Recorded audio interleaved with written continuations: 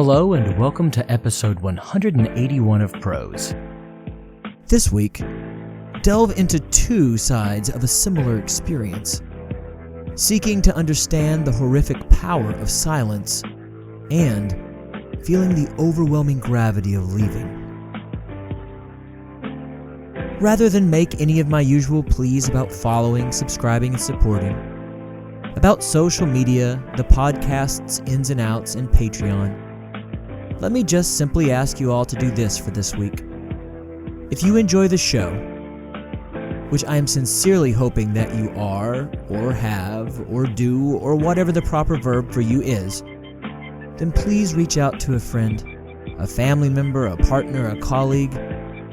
Just tell someone about the show and have them give Prose a shot. It would certainly mean the world. Now, that's a much shorter intro, right? Anyway, thanks for listening. Let's get to the tales, shall we?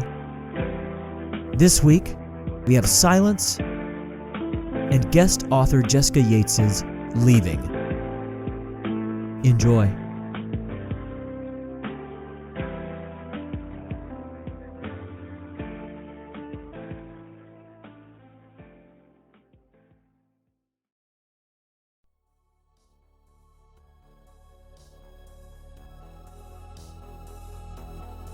Silence, an original short story by Jared I. McGee.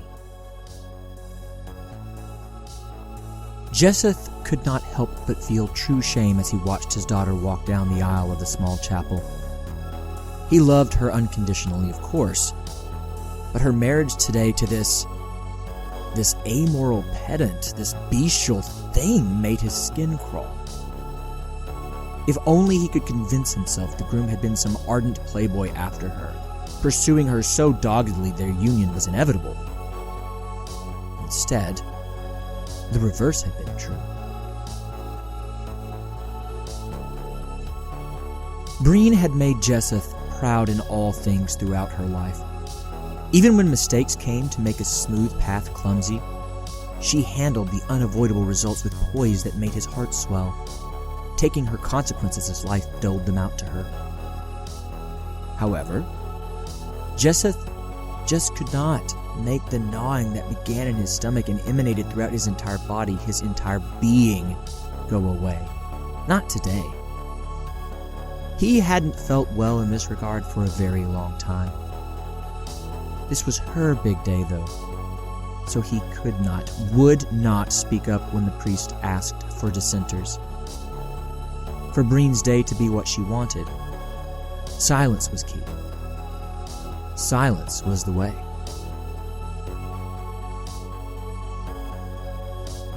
Abed had been a wonderful suitor for Breen. He had been kindly, slow to anger, and seemed to look at Jesseth's beloved daughter as if she were some rare treasure. Something so ethereal he couldn't look away even for a moment, for fear this otherworldly presence would disappear from his life forever. In reality, Abed's fears were not unfounded. Rather than some djinn-like disappearing act, though, Breen had a slow burn for what she considered adventure. Jesseth had made sure his daughter had wonderful experiences. Worldly, far-flung experiences. He was aware that meant that she had had experiences that he most likely would not have condoned. Still, he supported her finding her own way.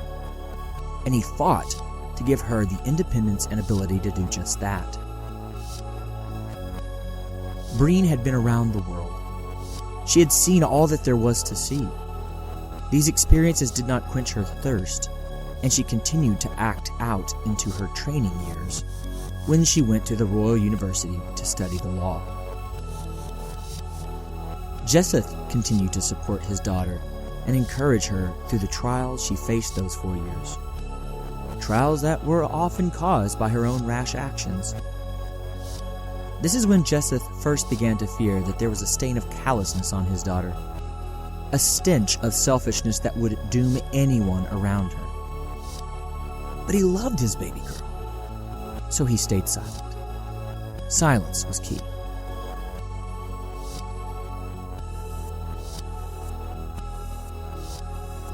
When Breen came back from her most recent adventure to the coast of Flinchland, with a serious bow on her arm. Jesseth could not have been more pleased. Abed was older, yes, but he was also very even-keeled, very serious, particularly when put aside the mercurial Breen.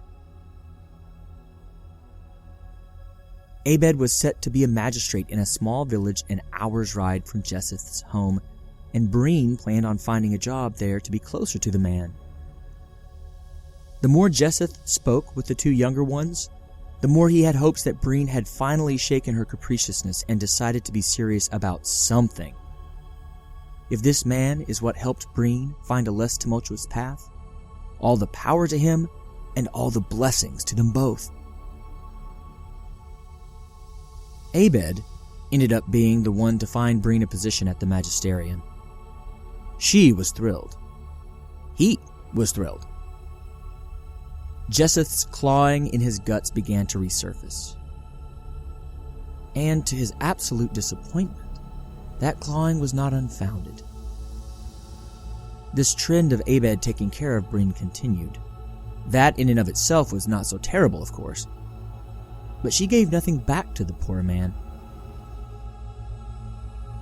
He broke himself to provide for them. He put his reputation and livelihood on the line for her various projects and initiatives. He even quite literally kept a mephitic drunken low-level clerk from the magisterium from hitting her once amid a Christmas party. As things turned out, that mephitic drunken low-level clerk from the magisterium would one day marry Breen. But the key was to stay silent, not to cause any waves. It was easier this way for all of them. Plus, at this point at least, Jesseth did not want to upend Breen's dreams. He did not want to isolate her with his accusations. Silence was key. The landslide of poor choices from Breen overwhelmed Jesseth, and he was but an outsider looking in. They were, of course, her choices to make, but as a loving father that wanted nothing best for his little girl, it pained him to no end to see her self-serving, self-destructive behavior. He tried at first to blame the current zeitgeist of the land. Young men and women were being told never to compromise, that their truth was the only truth, that shifting one's space, one's ideas, one's self for anyone was tantamount to a damning sin. So, to never do it. Be unflinching. If Jesseth were being honest, he knew that these excuses, born of an increasingly selfish society, were not to blame. They served as nothing more than an excuse for Breen to point to when the time someday came for her to have to come to terms with the havoc she had wrought.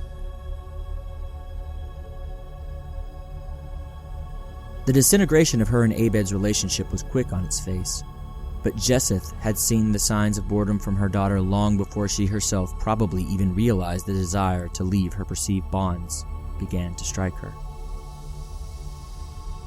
Too many mentions of this man or that man over Sunday lunch as a family. Too many nights out where she disappeared from those that she loved and cared about her, and then a fiery unwillingness to talk about those evenings. Any inquiry about if she had had fun met as if they were accusations. When the time came for Breen to officially withdraw her hand from Abed, Jesseth was far from surprised. He was disappointed, but not at all surprised. The superficial reason, the reason listed officially for family, friends, and the magisterium, was that Breen planned on crossing the summer sea in pursuit of further studies in the legal matters that had become at least a small part of her career after her graduation. The real reason was that she had been having a long-standing affair with the mephitic, drunken, low-level clerk from the magisterium that had almost hit her 4 years earlier at that fateful Christmas party. To her credit, Breen went ahead with that journey beyond the summer sea, and she did actually study the ancient laws to be found over there, bringing back some wonderfully empowering knowledge to the magisterium.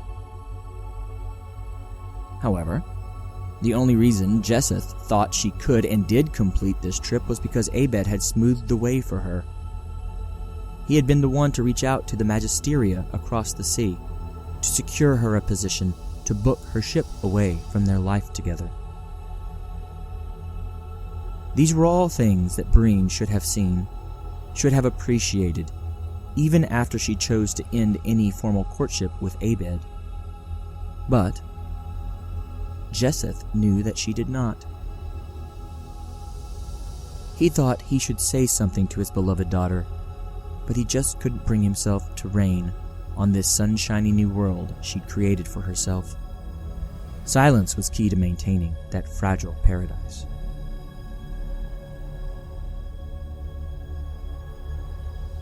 Abed's descent took little to no time. Breen was set to be away only for a year. Abed had become all but skeletal by the time that year was over. She, in her own true fashion, returned to the same department of the magisterium, choosing to work alongside Abed and the violent, mephitic, drunken, low-level clerk that she had been not at all clandestine in pursuing to her bed. She flaunted this new relationship, and Jesseth saw the power of silence, as Abed's colleagues and friends alike never said a word, even celebrating the new couple's relationship by way of invitations to events, kind smiles, and innumerable minor and major showings of support. All the while, Abed continued to waste away. It was no surprise to Jesseth then, when word from the magisterium reached him one biting January evening that one of the high-level clerks in the magisterium had died. Immediately, Jesseth knew that had to have been Abed. At the time of his death, Abed had weighed 110 pounds despite standing 6 feet tall. It had been 3 years almost to the day of Breen's openly walking away from their intentions to marry and embracing the troglodytic functionary that would become her husband. And the coroner's inquest stated that there was no real cause of death per se. It was just that Abed had given up. Eating, sleeping, exercise, friends, creating. To his credit, the ailing man had never once let his duties slide at the magisterium, though. That's just who he had been. Breen and the low-level clerk went out to a celebratory dinner that night. Supposedly, it was to celebrate something else. But even if that really were true, the optics could not have been worse in the small community. Jesseth did not get to his daughter in time to encourage her to hold off on the celebration out of respect for the dead. Everyone around them cheered them on and remained silent about the impropriety and disgusting disrespect of it all. Silence is a key to a happy community, after all.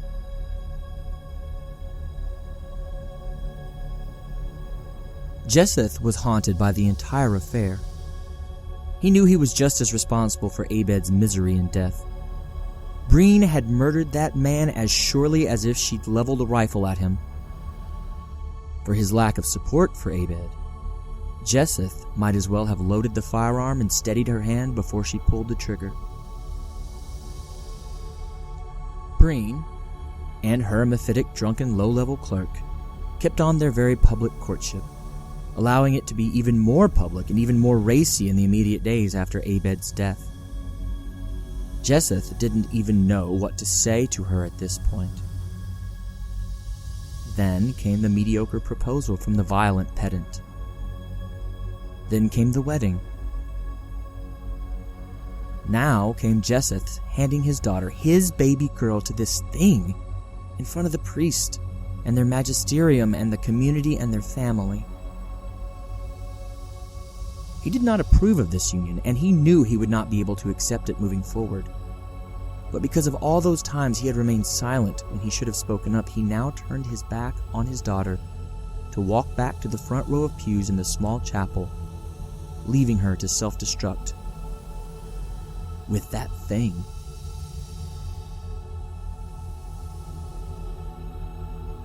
No one stood up to speak out against the union. No one brought up the name Abed the entire evening. No one booed when they went through the various inane and overwrought rituals after the ceremony. Everyone was silent. Jesseth's insides were roiling as the two fed each other bits of traditional winterberry jam cake. He bellowed, crying out, shredding his throat. The scream was wordless and one of grief and rage and lament. But if he could have put into words what he shouted to the universe and to those people around him, all those accomplices in the demise of Abed, it would have been, silence is approval. Silence is acceptance. Silence is support. Silence is approval. Silence is acceptance. Silence is support. Silence is approval. Silence is acceptance. Silence is support. Silence is acceptance. Silence is support. Silence is approval. Silence is acceptance. Thank you for listening to Silence, an original short story by me, Jared I. McGee. Please stick around for our next story this week from guest author Jessica Yates. It will be a fun little jaunt into self-discovery and pondering what is good for us with a little bit of a southern drawl. Silence is support. Silence is approval. Silence is acceptance. Silence is support. Silence is approval. Silence is acceptance. Silence is support. Silence is approval. Silence is acceptance.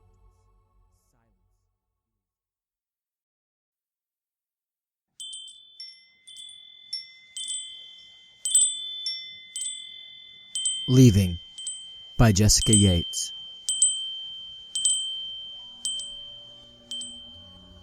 Leaving isn't something one should do lightly. It's suffocating, really. Knowing what is wanted and realizing all one has to do is just throw some stuff in a bag and leave to go get it. That's all there is to it. Responsibilities and what would be viewed as reasonable thought can be abandoned to the winter breeze in favor of going. Go to the mountains. Go to the beach. Go where no one knows you, but one knows you best. Go to Seattle.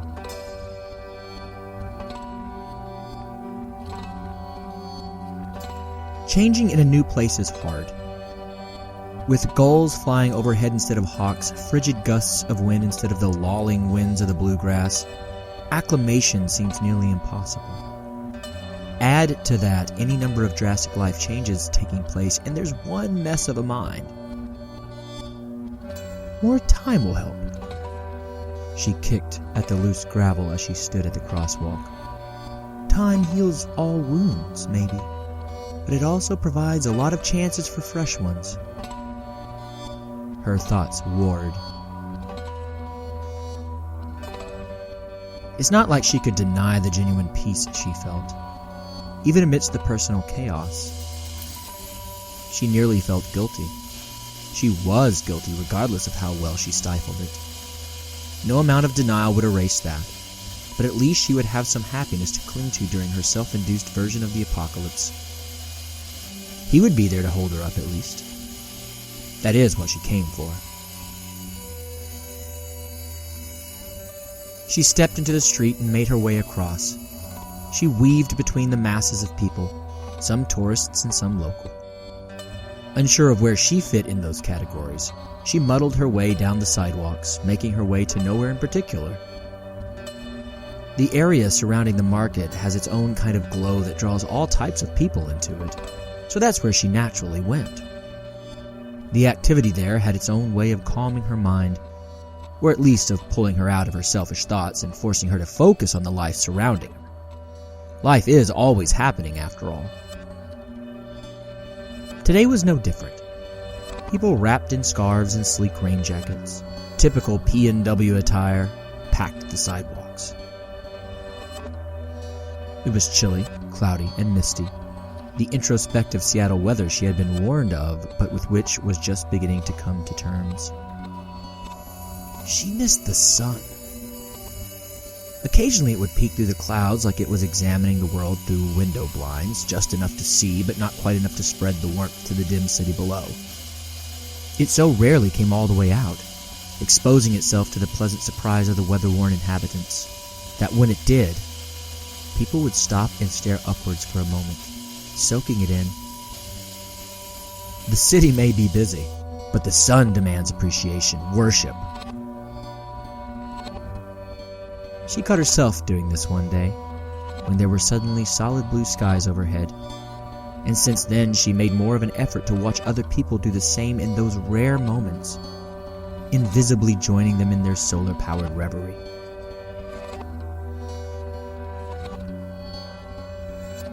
Her body ached for his. Physically, mentally, and emotionally, the two of them were entangled to a point that there was no point in trying to employ reason to their actions. Or inactivity, as it may be, considering they struggled to remain upright. Whenever possible, they fell into bed together. She would rush to curl up under the blankets, but the cold sheets would make her shiver until he would slip into his place beside her, his body heat consuming her. After nearly 10 years of intermittent practice, she knew how to tightly wrap her body around his so that no sense of touch was wasted. Bliss was guaranteed. She had never really experienced bliss like this before, not on her wedding day or in her wild nights. Now she was absolutely aware of the unadulterated euphoria to which her passion had driven her, and the thought of giving it up, even for a short time, made her tense with agony. It was worth everything.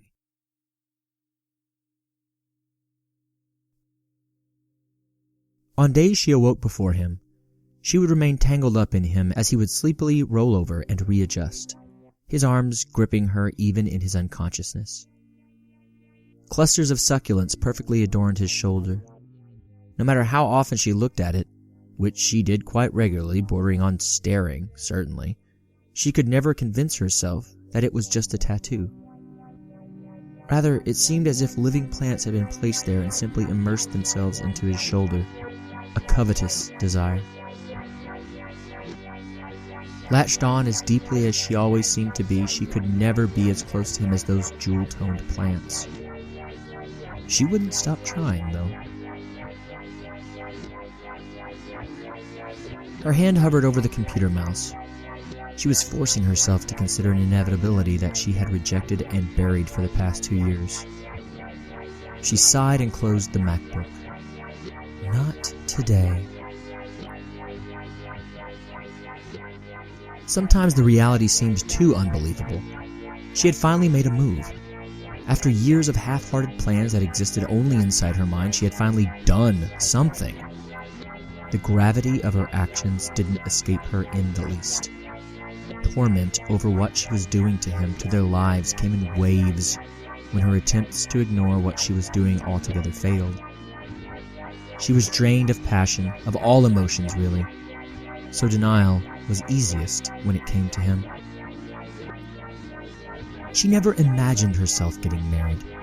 In fact, on several occasions in her young life, she had outwardly proclaimed that she'd never get married.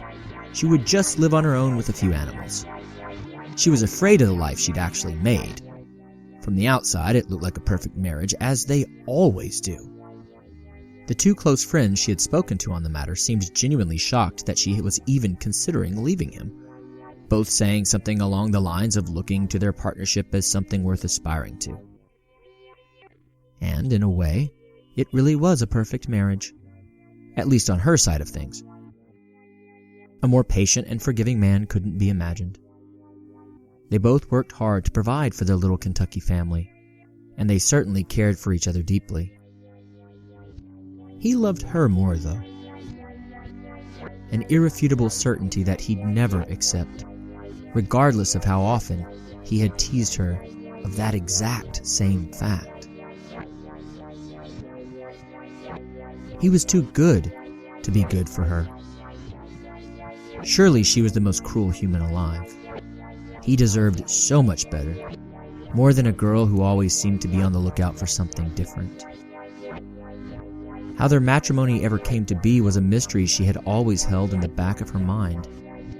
Like seaweed and shards of shells pulled in to the shore by the ocean's tide, she felt as if at that point in her young life she was just being pulled around, making decisions as they came to her in the easiest way possible.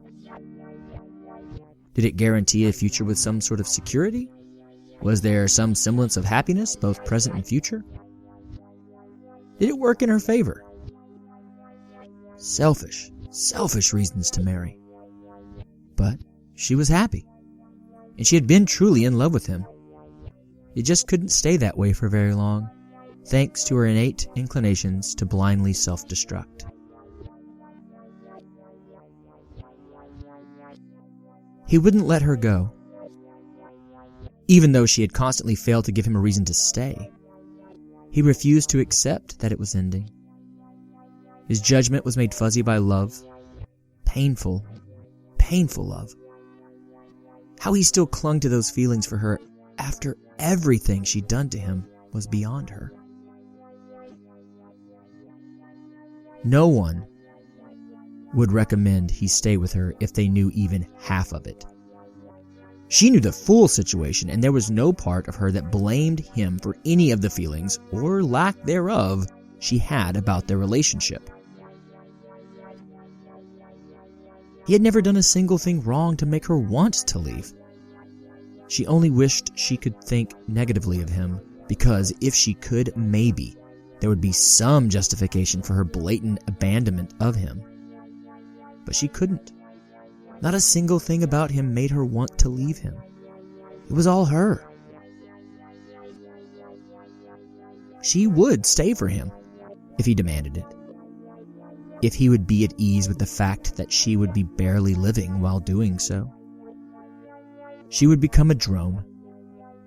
She would do what so many other people do and barely live life, doing just enough to get by and get the necessities from life to basically live, to go on breathing.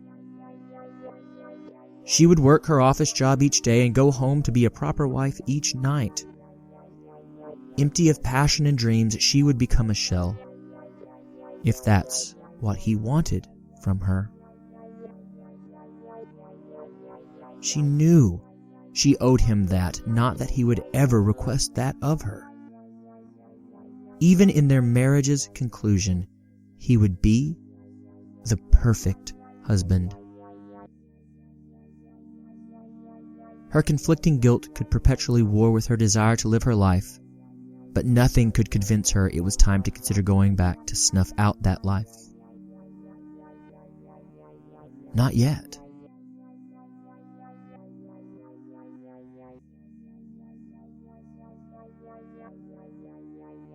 A small Florida airport is exactly as one would imagine it. Tropically warm and moist air from the outside climate had gone stagnant, the unappealing odor worsened by tired, beached-out families cleverly visiting the Gulf during the off-season. The flight gate was buzzing with static as travel times and delays were announced over a subpar sound system while she disembarked and weaved her way through awaiting passengers. She made it to the restroom, an unlikely sanctuary. She needed a minute to collect her thoughts before going straight from the plane and out to the certain chaos that was sure to ensue over the weekend. She lowered her suitcase handle, turned the warm water faucet on, and let out a long, slow breath as she washed her hands. Her face reflected in the mirror before her, and she was grateful that her flight had taken barely over an hour. All makeup seemed to be sufficiently intact, and her long hair was as straight as ever. Recognizing a perceptible shine of excitement in her eyes, she even blushed a little. "This isn't a big deal. Nothing to be nervous about. He's the same as ever, and together, y'all will be reckless as ever. It's nothing, no feelings. You're just gonna come alive again." Feeling convinced and refreshed, she grabbed her bag and rolled it behind her while she strolled out of the bathroom and around the corner to the baggage claim. Handfuls of people clustered around the conveyor belt as they nervously waited for their belongings to materialize, but she had no need to be part of that awful airport pastime. She wasn't sure where she was going or how to best escape the muggy airport, but a text directed her attention to a specific terminal and made her pace quicken towards it. He was coming in the automatic glass doors when she saw him.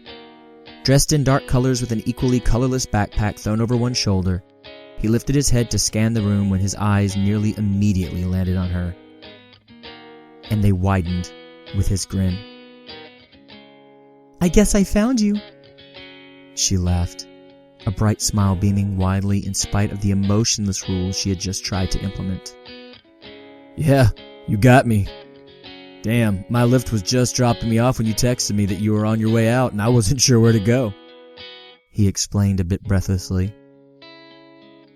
A taut side hug ensued as he spoke, a mild attempt to remind each other that this was suddenly real. She could feel his jostling nerves and was surprised by how well hers seemed to stay within the realms of quietude. "Get a ride to the hotel and then maybe do some wandering for dinner? I'll order the Lyft now. Should only take a minute." He always had a plan. She nodded, and the two of them stepped outside to wait. The airport was mostly inland, but the wind bore plenty of proof of the nearby ocean as it blew its salty bursts around them. He stared at his phone, watching their ride move closer to them, and she ran her blood wine-tipped fingers through her hair in a desperate attempt to tame its ruffling by the wind. They discussed their separate flights and whose pilot did a worse job of landing, and she asked about the weather in Seattle, and she witnessed a quick flash of lightning from a dark cloud in the distance. Innocuous topics to find some sense of familiarity and settle into some comfort for the weekend. Only for that weekend.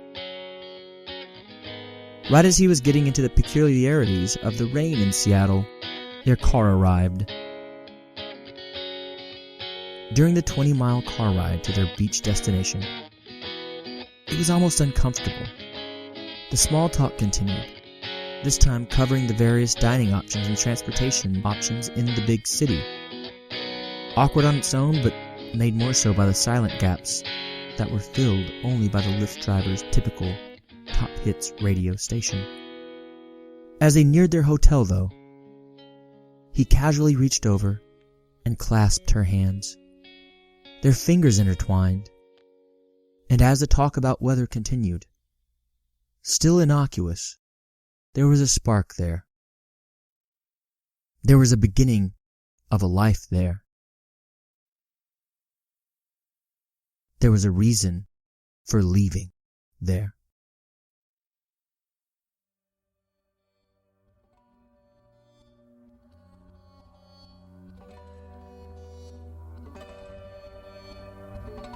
Thank you for listening to Leaving, an original short story by Jessica Yates.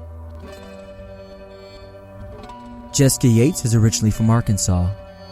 She dreams of horses, pumps good music, enjoys getting tattooed, and writes in her all too rare free time.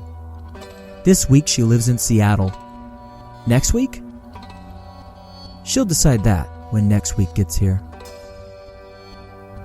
All sounds and music that you have heard all throughout episode 90 come from YouTube's royalty-free audio library and the always amazing freesound.org.